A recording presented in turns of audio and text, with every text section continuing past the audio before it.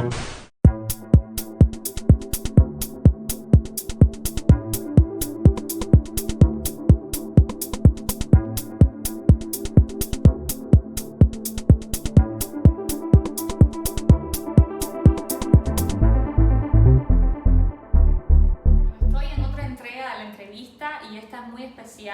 voy a conversar con una mujer, con una poeta, con una activista y luego podemos discutir si ella prefiere definirse así, que admiro muchísimo y que de alguna manera es como esas personas que uno siempre intenta coincidir con ellas en algún proyecto, procura coincidir con ellas, así que de alguna manera la he estado persiguiendo hasta estar hoy aquí en la entrevista con Catherine Bisquet. Muchísimas gracias por aceptar y por tenernos en tu casa hoy.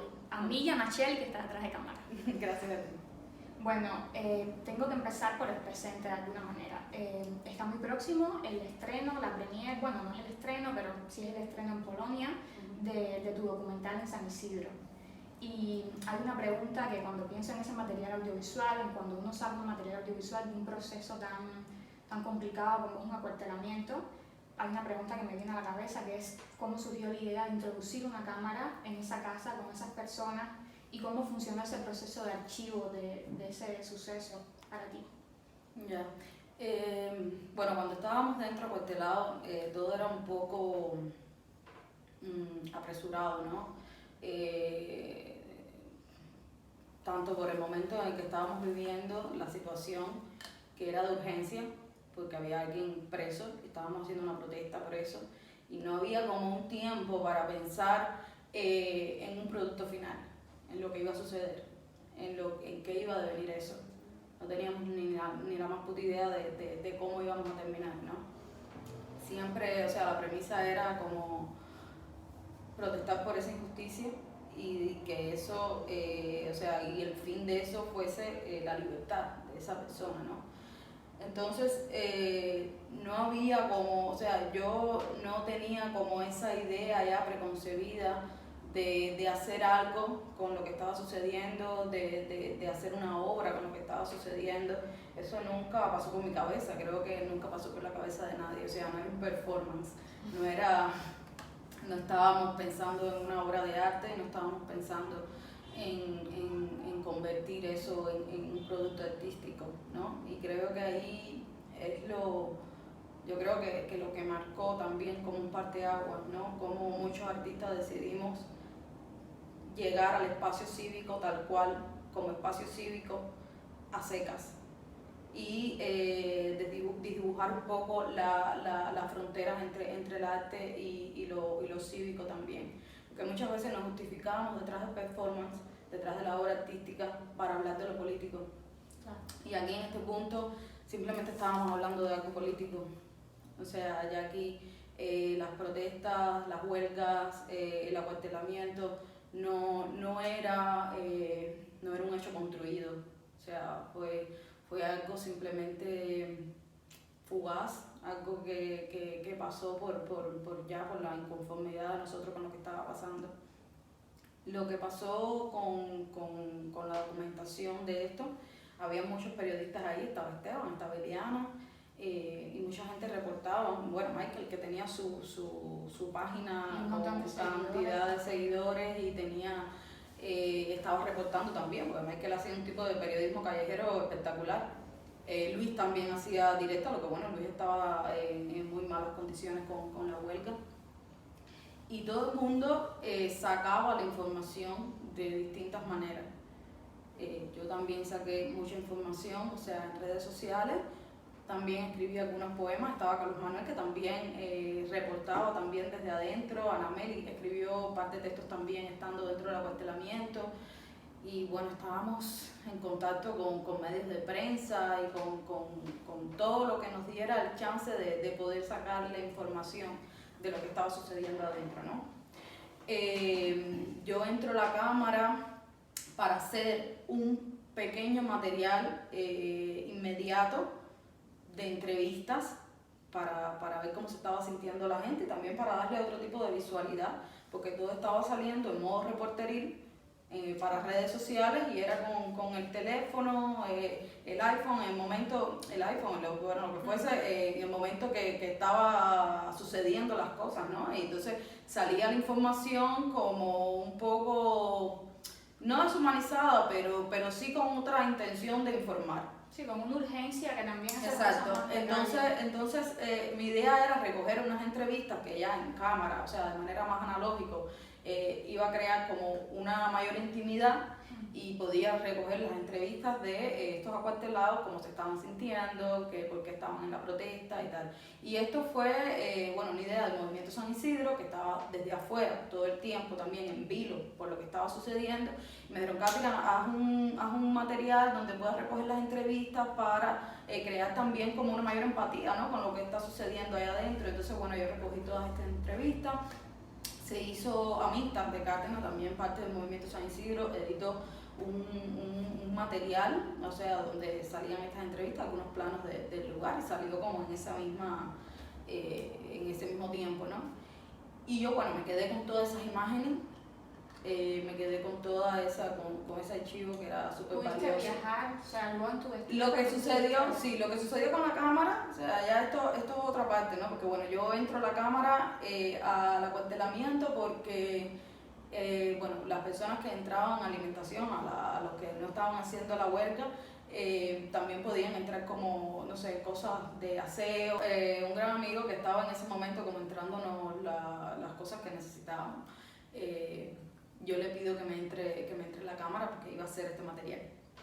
Me entra a la cámara y, la entra con su lady, que en ese momento era la esposa de Esteban y era la que tenía autorizado entrar al acuartelamiento.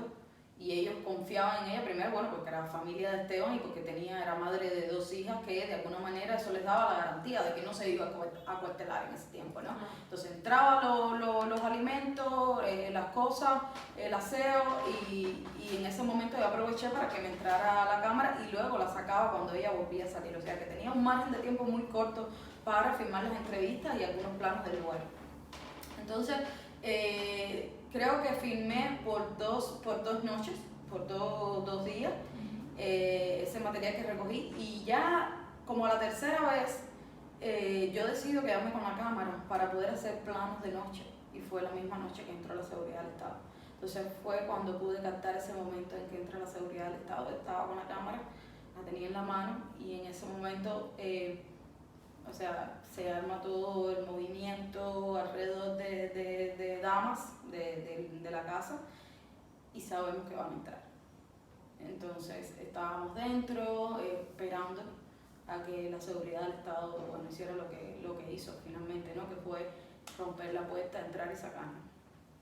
O sea, que de alguna manera el azar también ahí como que te ayuda a documentar el... Sí, exacto. No imaginábamos, por supuesto. Sabíamos que eventualmente iba a pasar, pero no sabíamos cuándo. Ya la situación estaba crítica. O sea, Luis y Michael llevaban ya muchos días en huelgas de hambre y de sed, y estaban en unas condiciones ya, al límite, ¿no? Y yo creo que de alguna manera la seguridad del Estado quería evitar, ¿no?, una tragedia, para que eso no se convirtiera en algo más a nivel de símbolo. Claro. Entonces, sucedió esa misma noche. Yo tenía la cámara y estaba en un mezzanine que tiene la casa, donde arriba había gente también acostado y tal, Liliana filmando. Cortaron el internet a nivel nacional y yo estaba filmando con la cámara. Entonces las únicas imágenes que se pudieron rescatar de ese momento en que entra la seguridad del Estado son las imágenes de mi cámara, que automáticamente, yo filmando, me dio tiempo, como la seguridad del Estado entra, pude hacer como un pequeño plano y rápidamente, a lo que atiné fue a esconder la cámara en un bulto de ropas tiradas en el piso. Yo la escondo y ya ellos entran y nos detienen. Yo digo, bueno, en algún momento cuando hagan como una recogida del lugar, se van a llevar la cámara. Y no sucedió. Al cabo de una semana, cuando pudimos regresar a San Isidro, ya había pasado los 27N, ya había pasado todo eso. Como a los 10 días, creo que pudimos regresar a San Isidro. Luis cumplía años, creo que era el cumpleaños de Luis, era el 2 de diciembre, si mal no recuerdo. Estábamos camino a Damas, y lo primero que hice fue llegar y buscar la cámara, y estaba ahí. y enseguida revisé las imágenes a ver si había captado el momento y nada, estaban ahí. Y bueno, brincamos de alegría y enseguida edité el video, Camila le puso los subtítulos y lo sacamos por el estornudo. O sea, era una urgencia sacar ese material porque era la única evidencia de que la seguridad del Estado había entrado a ese lugar, nos había despojado del lugar y además había ido disfrazado de salud pública o de médicos o... Sí, diciendo que era una emergencia sanitaria, cuando en realidad era de alguna manera, y creo que ustedes lo dejaban muy claro, era una situación política, que el gobierno quería como quitarle esa connotación. Me ha encantado saber esto de la cámara, me parece una historia súper interesante, conocer también lo que hay detrás de esas imágenes que están en tu documental San Isidro, que por suerte se está dando a conocer y que esperamos que siga recorriendo el mundo y exponiendo esto. Quería preguntarte algo que escuché en una entrevista que diste en el podcast de Indra Landrov, una entrevista buenísima que recomiendo también, y tú en algún momento mencionas que la idea del acuartelamiento como que se había ocurrido, que por primera vez la habían tenido tú, Camila y Anameli, y que justo en ese momento en que ustedes dicen esa idea por primera vez, que todavía Luis Manuel como que no lo veía del todo claro, hasta que luego la situación llega a un punto de emergencia tal que logran acuartelarse. Sí, esa idea de acuartelarnos, o sea, la habíamos valorado hacer en Instar o en una iglesia, que de hecho fue una idea de Camila. Y teníamos la idea como, o sea, porque ya llevábamos un tiempo protestando, tomando el espacio público, desde el 10 de octubre, que estaban ocurriendo una serie de detenciones y también de cercos policiales, por nada, o sea, y también, o sea, hay un antecedente de detenciones de Luis, de Michael en todo ese año. Y tampoco podemos dejar esa detención de Luis, que fue a principios de ese mismo año, que fue realmente un momento fundamental, porque fue un momento en que se aglutinó muchísimas personas luego de las protestas del 349, o sea, todos estos hechos se fueron concatenando, ¿no? El acuartelamiento surge porque, o sea, ya estamos en un momento en el que necesitábamos hacer algo realmente que marcara la diferencia para no seguir en esa cotidianidad, porque se volvió algo cotidiano de detenciones. Y era todo el tiempo, nos detenían, nos soltaban, íbamos a las estaciones de policía a protestar porque a alguien se lo habían llevado, hasta que ocurrió lo de Denis Solís, que realmente ya ahí fue o sea, el momento cúspide, porque era un muchacho realmente que sí formaba parte del movimiento San Isidro, pero realmente no tenía todavía, o sea, una actitud clara, ¿no? sobre lo que estábamos haciendo otros activistas, ¿no? Era un muchacho que se identificaba con el movimiento, rapero, contestatario, y que estaba todo el tiempo con Luis, para arriba y para abajo, por ese mismo barrio, porque justo vivía como al doblar de ahí de San Isidro. Y ya o sea, fue un momento así de tanta injusticia, de tanta violencia, que nosotros ya contra eso no tuvimos que reaccionar, ¿no? de esa manera, porque si hubiese pasado con uno de nosotros, de alguna manera, o sea, ya nosotros estábamos provocando, ¿no? esa tensión. Pero sucedió con un chico que realmente era como el eslabón más débil, o sea, y Denis representaba todo aquello que el régimen desprecia y por lo que nosotros también estábamos ahí en esa lucha, ¿no? En ese activismo, y estábamos también protestando. Entonces, de alguna manera fue como encontrarse de cara con la injusticia total, ¿no?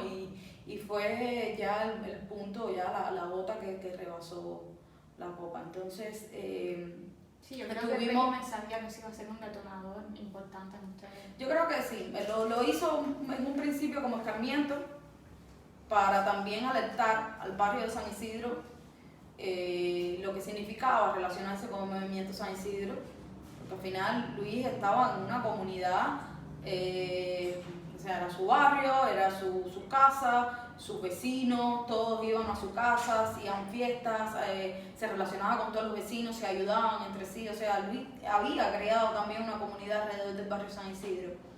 Y lo que sucede con Denis es de alguna manera para alertar a esos vecinos, a esa comunidad, de dónde se estaban metiendo, ¿no? Entonces, estuvimos varios días protestando frente a la estación de Cuba y Chacón, empezamos a idear cosas, ¿no? Recuerdo tus lecturas de poesía. Empezamos a hacer, yo propuse hacer como un susurro poético alrededor o sea, caminando por Prado, salimos desde mi casa, y bueno, se fueron uniendo amigos y activistas. Iliana se nos unió Mara, estos chicos que de pronto también estaban como activos y también se nos unieron a ir a protestar a estas cárceles. O sea, tampoco el acuartelamiento surgió así, no surgió de la nada, o sea, pasamos cerca de una semana yendo a las estaciones de policía, que además que esto es un método también que Ana Meli forzó y llevó al límite de ir a las estaciones de policía y no irse hasta tener una respuesta de dónde estaban detenidas las personas que detuvieron en todo ese tiempo, ¿no? También. Fuimos detenidos varias veces, Luis, o sea, en algunos momentos coincidí con Luis en una estación de policía en Guanabacoa, luego coincidí con Ana Meli en otra estación, entonces era así, ¿no? Íbamos como de lado a lado, de estación en estación, y entonces fue un periodo muy tenso hasta que nos dimos cuenta, o sea, cuando fuimos a entregar a la habeas corpus, de que a Denis le habían hecho un juicio sumario. Le habían hecho un juicio sumario y ya lo habían encarcelado, lo habían condenado a 8 meses. Ya, o sea, contra esta impunidad, entonces tuvimos que reaccionar de otra manera.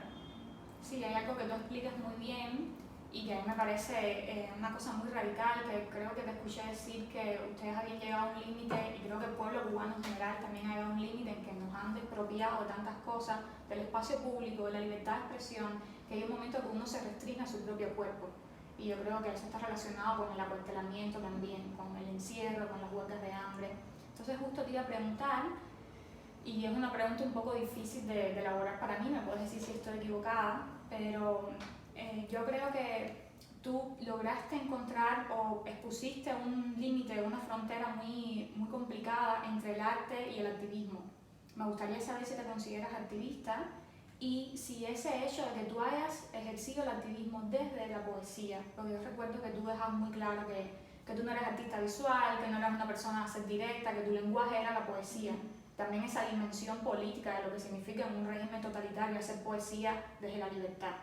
Y yo quisiera saber si en algún momento dentro del movimiento o dentro de esa minoría tú te sentiste incómoda, encontrada por habitar el activismo desde tu oficio, tu condición de poeta. Claro, bueno, es un espacio que todavía me sigo cuestionando. O sea, yo no entiendo, o sea, a estas alturas, cuando muchas personas se agarran, no sé, personas como que se agarran de la situación política para hablar de que su literatura, su poesía marca un problema político, o sea, como que su literatura sí, sola, ella representa un problema político, o sea, para la seguridad del Estado. Yo no estoy de acuerdo con eso. Yo no estoy de acuerdo con eso, o sea, si estamos en los años 70, bueno, en los 80, en los 90 se acepta, pero ya a estas alturas, donde se han corrido los límites y donde lo que realmente se considera peligroso es cuando tomas el espacio público, ya aquí cambian las cosas. O sea, mi activismo empezó a suceder cuando ya yo empecé a tomar el espacio público. En una lectura de poesía en el año 2019, que fui con una camiseta dentro de una lectura de poesía, dentro de la institución de la HS. ¿Y fuiste violentada? Y fui violentada por una compañera mía de estudio que era también la organizadora del evento. Aquí se mezclan muchas cosas. Aquí se mezcla lo personal, se mezcla la ignorancia política, se mezcla el desconocimiento de los derechos, se mezclan las libertades, el respeto de las libertades de otros. Porque esto se confundió con que yo estaba saboteando el espacio, se confundió con que yo había sido violenta cuando realmente yo salgo del salón y soy violentada, o sea, y yo ni me defendí, o sea, porque fue realmente el momento más violento que yo he tenido en mi vida. Y fui a hablar, o sea, en esa lectura de poesía fui a hablar de algo que estaba sucediendo, fue justo cuando estaba sucediendo lo del 349 y fui a hablar O sea, justo, no es que fui tan, o sea, no cambié la lectura mía de poesía por un discurso político o por otro tipo de performance o no, o sea, yo fui a leer, pero cuando tú haces ese prefacio, ¿no? Antes de leer un poema, que tú explicas de qué va tu poema, tú hablas de lo que te dé la gana, tú hablas de lo que te motiva a eso, ¿no? Y yo hablé precisamente de esas faltas de libertad que estaba sucediendo con el 349 y cómo esa libertad se faltaba con ese decreto. Y leí mi poema. Y luego también tenía mi camiseta que decía yo voto no, porque en ese momento estaba el referendo constitucional y estaba también desarrollándose toda esa campaña pro régimen de yo voto sí. Y yo ni estaba conectada en ese momento con la oposición ni con lo que estaba sucediendo en redes. O sea, fue algo totalmente espontáneo. O sea, que yo fuera con una camiseta que dijera yo voto no. Y eso marcó ya un antes y un después. Porque cuando ya tú eres violentado, ya tú cambias completamente tu forma de empatía hacia la violencia. Claro. Es diferente, ya yo veía cuando cogían a las damas de blanco y las apaleaban, creo que en ese tiempo estaba justo el documental de Aparicio, de Sueños al Pairo, y había muchas imágenes de violencia, de protestas y actos de repudio cuando en Mariel, por todo lo que pasó en Mike Porcel, y yo veía esas imágenes de manera completamente diferente a como lo hubiese visto un año atrás. O sea, cambió mi empatía hacia la violencia. Y por supuesto que reaccioné de una manera diferente y empecé entonces a hacer un activismo porque mi sensibilidad hacia eso cambió. Y creo que es lo que ocurre con todas las personas que de alguna manera eligen enfrentarse al régimen. O sea, hay un detonante hacia eso, ¿no? Hay un detonante de que de pronto te encarcelan a un familiar, de pronto te violentan a la persona llegada del amigo, o estás trabajando en algún lugar y te despiden.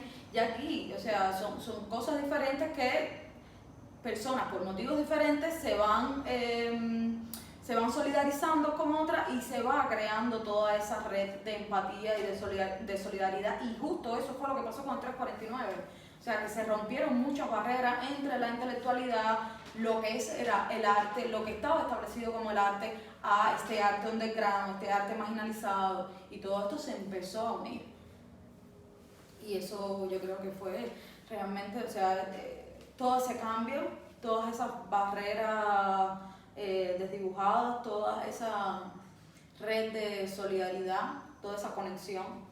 Como mismo Luis decía, Luis Yamauri, estamos conectados, o sea, estamos conectados porque realmente ellos veían cómo las personas se iban conectando. Sí, yo también creo que fue un antes y un después que todo eso se pudo exponer. Tú hablabas, por ejemplo, de Sueños al Pairo, y ahí viene como en conducta impropia un trabajo a través del archivo, que logra empatía en nosotros que somos generaciones posteriores, pero a través del archivo, de lo documental.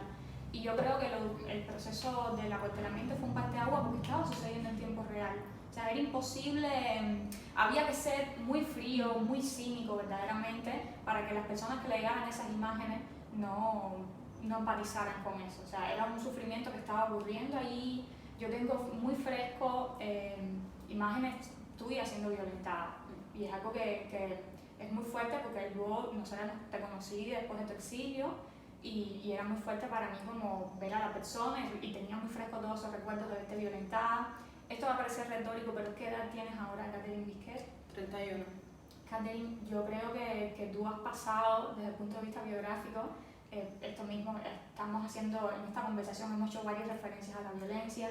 Tú eres una mujer que ha sido violentada, que has llevado también la poesía, el arte al espacio público, al límite cívico, que has tenido otro tipo de pulso con el poder que te ha llevado a ser víctima de violencia de alguna manera.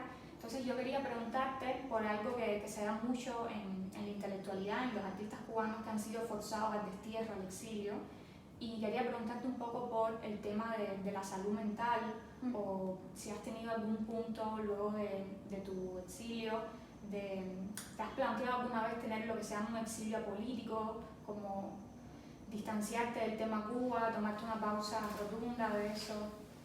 A ver, esto es algo que yo creo que muchos activistas y muchas, por lo menos las personas que conozco, las personas de mi generación, es algo que hemos valorado todo el tiempo.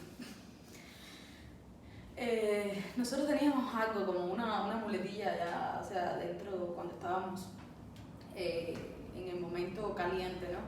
Y era que nuestro mayor conflicto, lo que menos podíamos manejar éramos a nosotros mismos. La relación entre nosotros mismos, porque ahí estábamos lidiando con algo que nosotros no esperábamos. Y era nuestros propios egos, nuestras propias maneras de digerir todo aquello, nuestros impulsos.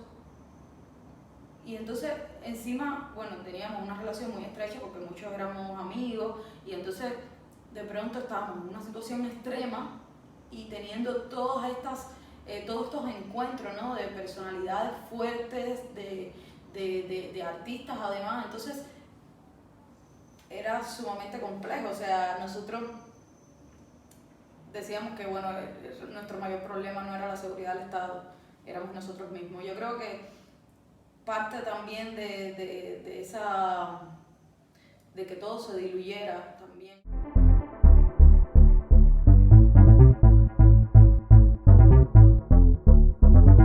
Y de que nosotros cediéramos, o sea, fue un poco la falta de claridad mental. Es que no estábamos preparados para eso. No somos políticos, no somos funcionarios, no teníamos una agenda política, no estábamos tampoco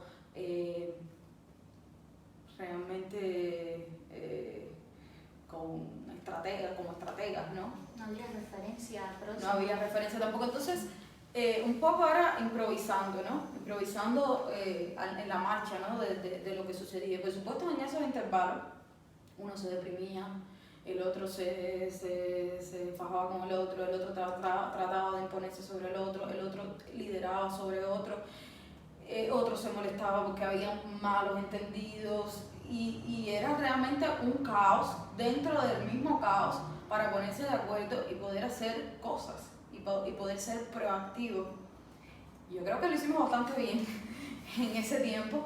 Pero bueno, todo eso se extrapola a nuestra vida cotidiana dentro o fuera de Cuba. O sea, sigue sucediendo lo mismo.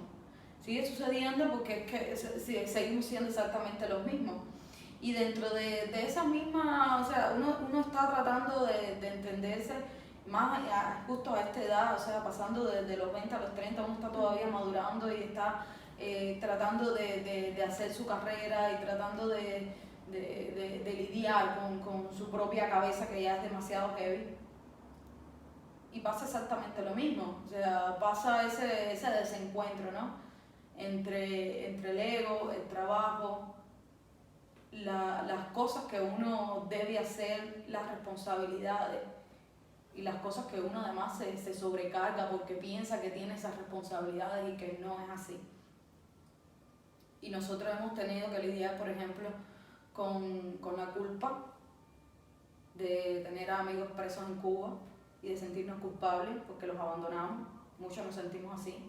Muchos nos sentimos con la angustia de no poder hacer todo lo que realmente pudimos hacer, de no sentir la suficiente empatía como para quedarte ahí quemado y luchar por otra persona que está sufriendo. La culpa de no hacer realmente todo lo que uno pudiera realmente hacer para salvarse, para salvar a otro, para salvar tu obra. Que de alguna manera, ahorita mencionaste la palabra diluir, ¿tú sientes verdaderamente que se diluyó algún tipo de, o que quizás ese movimiento ha mutado en otro tipo de iniciativa? Lo que sí sucedió fue una gran depresión, un reinicio, ¿no? Un reseteo, y esto sucede todo el tiempo. Tú estudias un poco la historia de la disidencia en Cuba y esto es una cuestión epocal, o sea, va sucediendo lo mismo, se reinicia, se olvida y vuelve a empezar. Y muchas generaciones anteriores a la mía yo creo que pensaron, o sea, como que no pensaron que se fuese a activar después de 10 años algo. O sea, las personas que estaban dentro de la Primavera Negra, todas estas personas presas, todo el exilio, o sea, que se va a imaginar después que sucede esto, que sacan a estas personas de la cárcel directamente al exilio y otros que se quedaron, que van a pensar de que después de 10 años se va a volver a reactivar algo. En ese punto estamos ahora mismo nosotros, o sea, en ese punto de incredulidad, en un punto de también un poco de desamparo. O sea, muchos estando aquí afuera han hecho el esfuerzo de ir a las Naciones Unidas, visibilizar todas las cosas. Para mí, no, o sea, yo no encuentro mucho sentido a eso, porque realmente el golpe de efecto, el cambio, yo lo considero que debe ser desde adentro. Y no, o sea, y lo digo ahora desde afuera porque realmente he estado cara a cara con estas personas del Parlamento Europeo, de Naciones Unidas, ONG y cosas, y realmente es como encontrarse con una pared. O sea, o sea, hay mucha creo que hay muchas caras, ¿no? de esas supuestas ayudas internacionales. Hay mucha, no sé, gente que realmente no les interesa lo que está sucediendo con Cuba, gente que tienen una influencia sobre la visión política, sobre la política europea hacia Cuba, pero realmente hay otros intereses que subyacen, como la misma posición que tiene Cuba con respecto a América Latina, y esto es clave para Europa porque Cuba viene siendo como esa llave hacia América Latina porque tiene mucha influencia sobre América Latina, y entonces de alguna manera no tocan, ¿no? estos puntos, y sí, porque yo creo que sí hay un conocimiento de lo que sucede en Cuba, de la represión y de todo, pero no se hace absolutamente nada, tampoco porque no está en un nivel extremo como pueden estar otros países de la región. Sí, de alguna manera te has adelantado, creo que has contestado la próxima pregunta, que te iba a preguntar un poco por eso. Tú decías ahorita que crees que eres partidaria, ¿me puedes decir si me equivoco, de que el cambio, o que ahora mismo la mayor presión se puede hacer desde dentro? Yo creo que si tú dices eso, que has estado ejerciendo presión desde dentro, es necesario escucharte.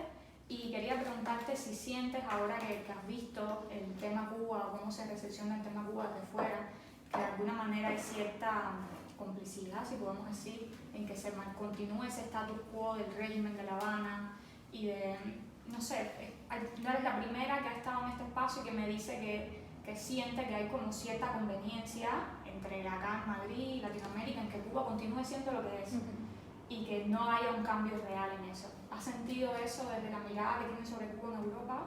Sí, claro, o sea, los europeos están conscientes de lo que es el régimen cubano y lo saben por lo que está sucediendo exactamente ahora mismo, que es Díaz-Canel en Rusia, en convenciones políticas con Putin. Lo saben perfectamente que Putin representa una amenaza para Europa y saben perfectamente lo que es Cuba. Pero saben también lo que representa Cuba para la región latinoamericana, y eso ellos prefieren mantener un status quo entre estos países para seguir con una cierta influencia y seguir con sus convenios económicos. De lo contrario, romperían con todo. O sea, el acuerdo económico con Cuba de la Unión Europea está establecido precisamente para no perder esas líneas de contacto, porque mucho tiempo estuvieron sin contacto. Y una vez que se restableció eso, ellos no lo van a perder. No lo van a perder a no ser que ocurra algo realmente extremo.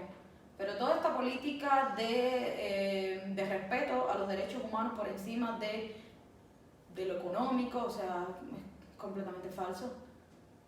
O sea, mientras se puedan establecer, mientras que las líneas económicas no se rompan, lo demás puede estar por detrás del telón. O sea, realmente no les importa tanto lo que sucede en Cuba, en el sentido de que hay cosas que ellos priorizan.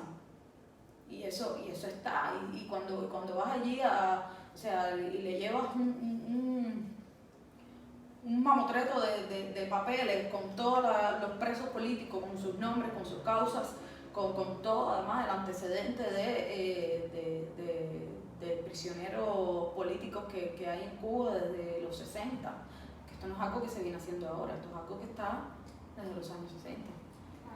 Entonces, ellos están conscientes de lo que sucede, pero prefieren que haya ese control además maquillado con la izquierda, maquillado con las cosas sociales, maquillado con una especie de bienestar, y prefieren como mantenerlo así para poder seguir con sus vínculos económicos. De lo contrario, se rompería una pila de cuestiones que a ellos no les interesa romper, ¿no? Sí, Entonces, todos estos convenios vienen de todos lados, o sea, estos convenios vienen incluso desde Estados Unidos, con todas las administraciones.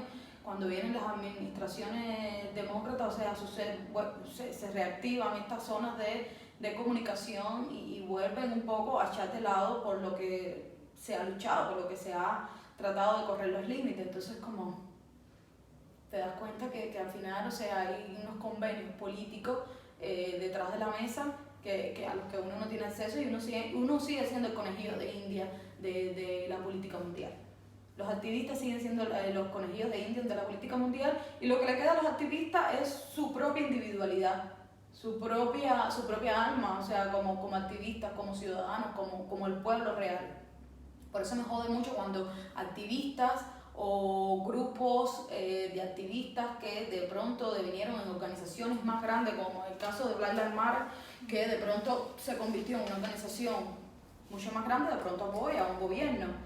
O sea, si tú eres la sociedad civil, tú respondes a la población, tú no respondes a gobiernos, porque los gobiernos ya tienen sus propias políticas y ya tienen también sus engagement, y ya tienen su agenda y tienen sus compromisos políticos.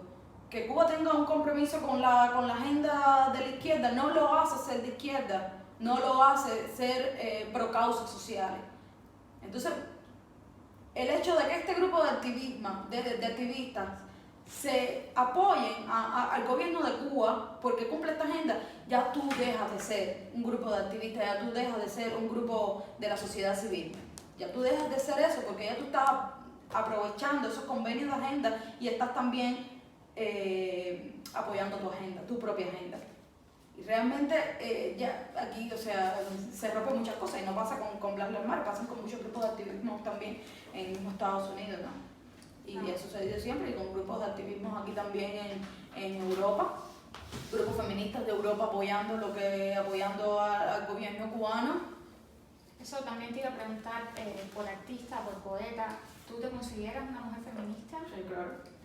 ¿Y hay algún tipo de especificidad en tu forma de militar en el feminismo? Aunque esa no es la mejor palabra, pero por ejemplo a mí me sucede así, que necesito, creo que porque vengo de un régimen totalitario, me da como escozor definirme, por ejemplo, totalmente feminista o totalmente... Yo necesito como establecer mis propios términos. No sé si a ti te pasa así. Ya, claro.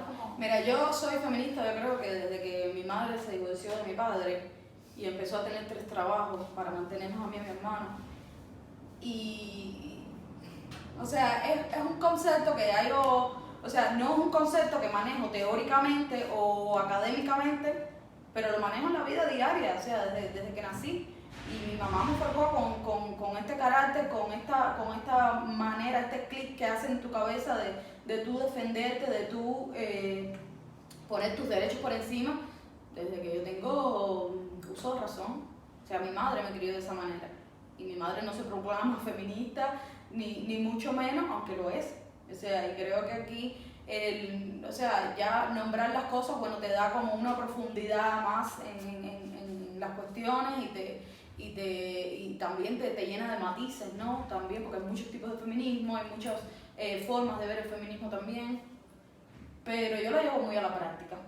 O sea, este feminismo mío es como muy práctico, es mi día a día, es la forma de yo enfrentarme, enfrentarme a la sociedad en general. O sea, no hay un enemigo específico, no hay nada. O sea, una sociedad que cuando yo veo que intenta someterme, que intenta explotarme, intenta violentar mis derechos, entonces yo reacciono a eso, ¿no?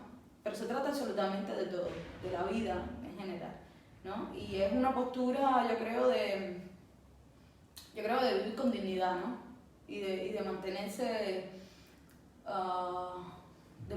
como igual ante los pares, ante todas las personas. Y entonces esto es algo que yo he defendido siempre, con mi mamá en la ciudad nuclear, trabajando con 3 trabajos y no dejándose someter por ningún jefe, por ninguna persona, por ningún vecino, viviendo con dignidad, trabajando, prefiriendo vivir sola antes de vivir con un marido o con un hombre que no hiciera nada, que no estuviese a su nivel igual, trabajando al mismo, y entonces era como una educación sentimental, una educación intelectual la que yo tuve con mi madre todo el tiempo, que ella nunca realmente zanjó con nada. O sea, ella siempre fue como muy firme en ese sentido y nos educó a mí y a mi hermano de esa manera, ¿no? Entonces yo como que mantuve ese carácter reaccionario, yo creo que desde muy pequeña. Sí, yo creo que eso que tú decías es muy importante, que a veces, por ejemplo, en Cuba el feminismo todavía se considera, como todas las dictaduras, algo muy peligroso de manejar en cuanto a términos. Creo que el gobierno le teme muchísimo. Y creo que a nosotros nos llegó el feminismo desde el punto de vista afectivo, de nuestras madres, de nuestra familia, de la resistencia que son las mujeres en Cuba. Y yo creo que si alguien no cree todavía que vivimos en un orden patriarcal, tu vida hasta ahora, tu biografía es una prueba de ello. O sea, todavía que una mujer ejerza su opinión desde la poesía, desde el activismo, y sea violentada por ello, habla muchísimo de la sociedad en la que vivimos, de la cubana y de la sociedad a nivel global también. Quería preguntarte un poco, ya por algo más íntimo, tú eres un carácter de mujer, como lo has dicho, pero bueno, quería como saber un poco más. Leí algo el otro día muy interesante que decía que en realidad nuestra vida como emigrantes, como pensando en cuánto hemos tenido que trasladarnos, tú por el destierro, luego por viajes, que uno en realidad se movía por una línea del deseo invisible. Entonces, la línea del deseo de Catherine Bisquet, ¿cuál sería ahora? Luego de lo que vienes, de la realidad, ¿hacia dónde te llevaría tu línea del deseo? A volver a escribir. ¿En cualquier lugar? A volver a escribir, volver a tener la motivación de escribir. O sea, yo creo que eso ha sido el cambio más drástico desde que salí de Cuba. Tener ese incentivo, ¿no? que te despierta y que te da la necesidad de escribir. Para mí escribir es como una necesidad de expresión. O sea, al final mi poesía siempre ha estado marcada por lo político y siempre he sentido esa necesidad, ¿no? de expresión. Y un poco cuando caes como en este otro lado del mundo en que te estás de nuevo reencontrando, estás de nuevo como entendiendo muchas cosas, aprendiendo y aprendiendo, muchas veces olvidas esa necesidad, ¿no? Porque te la cambias por otras necesidades, la cambias por la necesidad de tener que sobrevivir, de mantenerte. Mi necesidad ahora mismo es el dinero. Sí, eso es número uno, o sea, estoy todo el tiempo trabajando, o sea, para poder pagar esta renta, para poder alimentarme, para poder mandarle algo de comida a mi padre. Entonces, es una necesidad y una responsabilidad también. Cambia esas prioridades, ¿no? En tu vida. Entonces quisiera que en algún punto la literatura fuera mi prioridad, porque realmente es difícil vivir de ella. Realmente, más yo que soy poeta, o sea, si fuese narradora, va y me corono, pero no lo soy. Entonces, mucha gente me han dicho, no, cambia a la narrativa. Como si la poesía no fuese literatura o algo por el estilo, ¿no? Y muchas veces he tenido que posicionarme con respecto a eso porque es algo que siempre he defendido y es algo que voy a hacer siempre. O sea, es el modo que encontré desde muy joven de poder expresarme y es un estilo que he cultivado durante muchos años. O sea, yo tengo ya 10 años de carrera aproximadamente, que publiqué mi primer libro en el 2014, lo escribí en el 2013. Y son muchos años trabajando, ¿no? En un lenguaje, en un lenguaje muy propio tuyo. Claro, entonces yo soy fiel a eso, soy consciente de ese trabajo, que ha sido mucho trabajo, y no lo voy a abandonar. O sea, puede que escriba narrativa, por supuesto, pero es muy poco probable que deje de escribir poesía. Yo creo también que la poesía depende como de donde se sitúe cada cual, pero la poesía es otro estado del día. Entonces, de alguna manera no dejas de estar siendo contestataria con la sociedad. O sea, ya saliste de esa sociedad que te reprimía, pero si te declaras poeta en una sociedad como la actual, ya es resistencia. Ya es resistencia, ya es ser doblemente, disentir doblemente a lo que no se vende, a los márgenes. Así que, bueno, quisiera saber también un poco, nos encanta a nuestra generación y a las anteriores también soñar con una Cuba democrática, con que mañana mágicamente la realidad cambie, aunque sabemos que ese cambio va a ser álgido, va a ser caótico. ¿Volvería Catherine a una Cuba democrática? ¿Regresaría? Por supuesto. No sé, o sea, no sé en qué punto me encuentro cuando eso suceda, pero de momento sí, o sea, quisiera, o sea, estoy en Madrid porque se parece realmente al ecosistema que yo tenía en Cuba. Estoy aquí porque tengo una comunidad de cubanos que es la misma comunidad que tenía cuando estaba en Cuba. Son mis mismos amigos, mi familia, o sea, puedo caminar, puedo sentirme segura. Y esa familiaridad es eso, ¿no? Es que es esa conexión con tu casa. Claro. Entonces, sí, habría un regreso. Sí. Qué bueno saberlo. Es la primera invitada que dice que regresaría. Y bueno, también quisiera saber, pronto no estarás en Madrid, tienes un viaje planificado. Coméntanos un poco de esto, a qué se debe, ¿es un fondo, una beca, un nuevo proyecto? Sí, estas son las becas que habilitaron en la Universidad de la Florida de la Fundación Melo. Y son unas becas que se les da a artistas, investigadores, recientemente exiliados y que se encuentran como en un estado de vulnerabilidad. Bueno, yo gané la primera edición junto con otras 3 investigadoras, Omara, María Lina y Lía Villar. Y bueno, por problemas de visados y cosas así no pude viajar en el primer semestre del año pasado, entonces iré este primer semestre de la segunda edición, donde ganó Camila, Carolina, Celia y ganó otro periodista que ahora no recuerdo. Joey Suárez fue el otro que ganó. Entonces, a esta beca le quedan como 2 ediciones más. O sea, eran 4 ediciones porque era como este fondo previsto para 4 años académicos. Y bueno, yo iré este año, en agosto, con un proyecto que se titula La Blanca Memoria, que es precisamente sobre el blanqueamiento de la memoria en los regímenes totalitarios, algo de lo que ya hemos hablado, ¿no?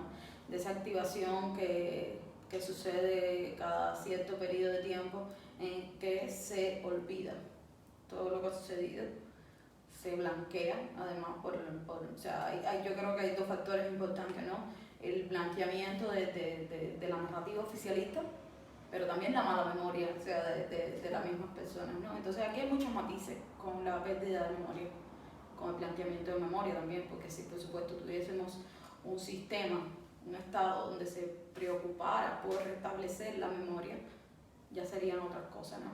Porque estaríamos, en vez de estar adoctrinados, estar recibiendo toda la información que merecemos, ¿no? De lo que ha pasado. Y entonces esta investigación consiste en recoger una serie de testimonios, hacer un libro testimonial en forma de crónicas, donde cada persona como vuelve a ese pasado y reconstruye como momentos específicos de violencia y vuelve a recordar, ¿no? Lo que realmente sucedió. Y bueno, o sea, casi estoy yendo desde los años 60, 70 hasta la actualidad, y tengo personas así como Ofelia Schuder-Menocal, que es la nieta de Fausto Menocal, que su madre fue prisionera en Villa Marista y luego en un campo de trabajo y fue exiliada en el año 73.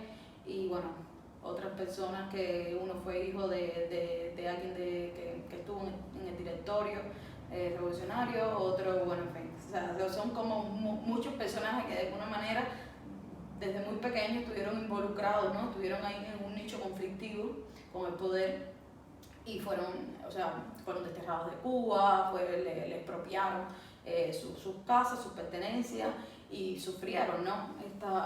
esta violencia del Estado. Entonces, como reconstruir una contrahistoria de Cuba de alguna manera, que es algo que todavía nos va a tomar muchísimo tiempo. Exacto, se ha trabajado de muchas maneras.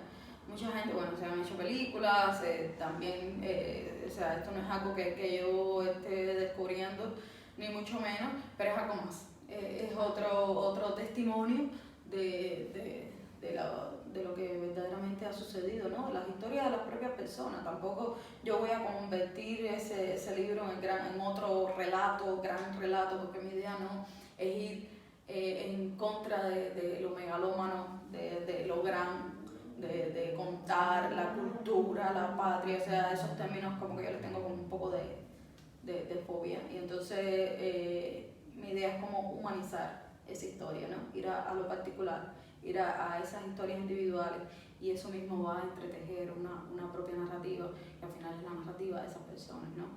Y será otra historia.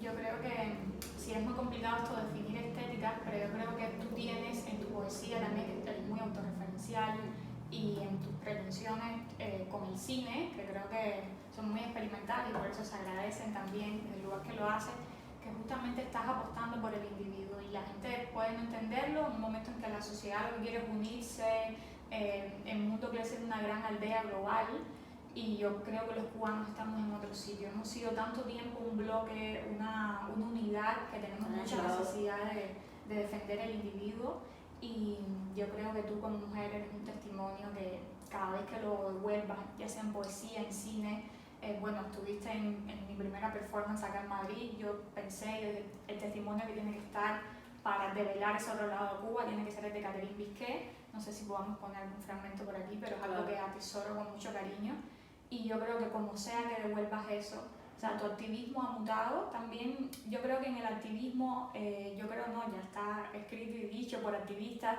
hay ciclos de mayor y menor intensidad. Yo creo que tú te expusiste a la violencia de un modo muy extremo, y que ahora estás en un ciclo muy fructífero de devolver eso en arte, en testimonios, en proyectos, y que es una cosa que la sociedad civil y muchas generaciones te estamos agradeciendo desde ya. Como yo, que estés en este espacio